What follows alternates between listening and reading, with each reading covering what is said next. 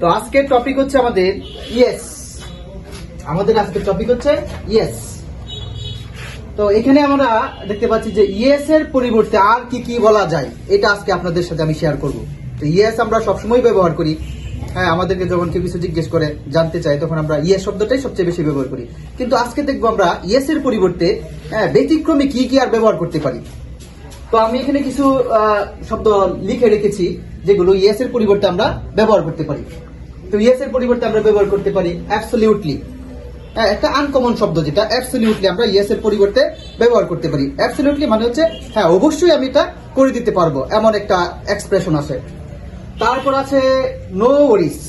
No ওয়ারিস আমরা বলতে পারি ইয়েস এর পরিবর্তে, যেটার মানে হবে হ্যাঁ এটা কোনো ব্যাপারই না আমার জন্য, আমি এটা তোমার জন্য অবশ্যই করে দিব, এটা কোনো ব্যাপারই না, বা এটা নিয়ে কোনো প্যারা নেওয়ার কোনো প্রয়োজন নেই। তারপর আছে কনসিডার ইট ডান।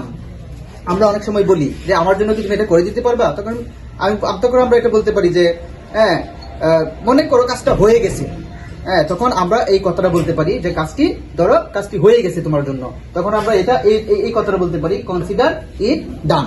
হ্যাঁ, এটা আমরা বলতে পারি কনসিডার ইট ডান। তারপর আসে হ্যাঁ কেউ আমাকে যখন বললো যে কাজটি করে দিবে আমার জন্য, তখন আমরা বলি কাজটি আমি তোমার জন্য করে দিতে পারলে আমারই ভালো লাগতো। হ্যাঁ, তখন আমরা বলতে পারি এভাবে যে আড লাভ টু, না কাজটি করে দিতে পারলে আমার নিজেরই ভালো লাগবে, এরকম একটা এক্সপ্রেশন হবে তখন।